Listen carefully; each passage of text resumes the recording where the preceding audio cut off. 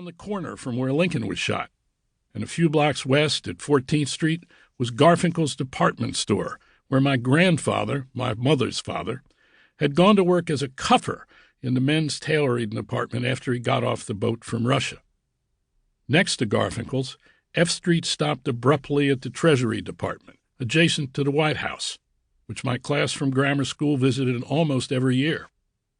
My maternal great-grandmother, a tiny woman with shriveled skin, still lived downtown, on 7th Street, just beyond the big department stores, atop a little photo studio where the youngest and strangest of her 5 children snapped portraits, sometimes of a congressman or a clutch of local businessmen. I'd been disoriented by our move from the city to the suburbs. The jumble of downtown Washington, where the shrines and emblems of the nation gleamed next to squat mercantile buildings and faded antebellum rooming houses, had for me an enchantment of familiarity. I'd turned 16 on Valentine's Day and felt much more adult now with a work permit in my wallet and my underage employment at McBride's, technically illegal like some of its layaway interest rates, behind me as well. I walked past the sooty Hotel Harrington and the television studios of WTTG and the Dumont Network, where every couple of weeks I danced on the Milt Grant show with other teenagers, white ones, because the black kids danced on a different day of the week. Woodward and Lothrop, my destination, was a turn-of-the-century pile that Washingtonians called Woody's. It was the biggest department store in the city and took up a full square block.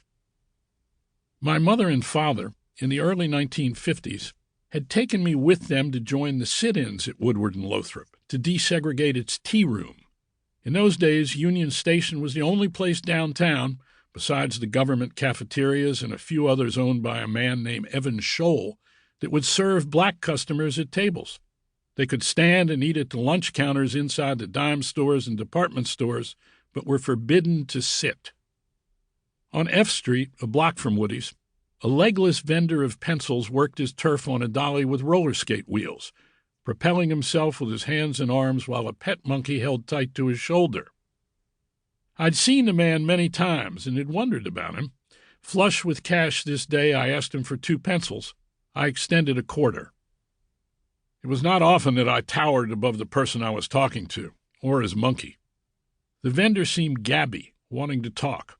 He asked me where I was going, and I told him I was heading to Woody's to buy a suit. He was wearing tattered pants that had been cut off and sewn or folded somehow to cover the stumps of his legs. He suggested that perhaps I'd like to buy 6 pencils. He asked me my name, and when I told him, he brightened and said his name was Bernstein, too.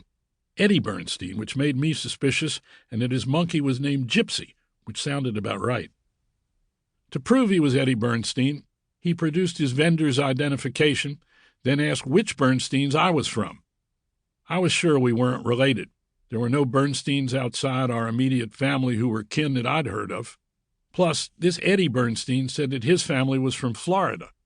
He asked how much I wanted to spend on a suit. I told him maybe $40. "You should go see my friend Louie," he said. "No label Louie." He was insistent, but in a friendly way. He said that Louie sold suits at a steep discount, probably half of what I'd pay at Woody's, and that if I asked for Louie himself and told him Eddie Bernstein had sent me, I'd get an even better deal. I'd brought along a picture of a blue cord summer suit I liked, clipped from the pages of a magazine, though I didn't show it to him.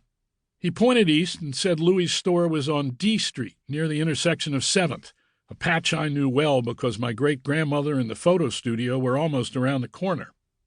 I bought 4 more pencils from Eddie Bernstein and headed down the street past my father's old union office.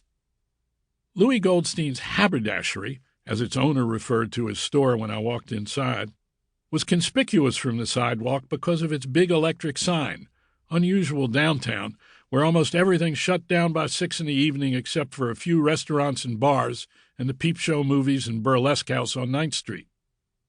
Louis was wearing a beret, something else not often seen in the neighborhood, and smoking a cigar. Eddie had been truthful about the quantity of suits. There were thousands of them, maybe 5,000 or 6,000, rack after rack, stacked halfway to the ceiling from the front of the store to the back. In one aisle, there was just enough space for a 2-sided placard with pasted photos of well-dressed customers. "No label Louis, we won't be undersold."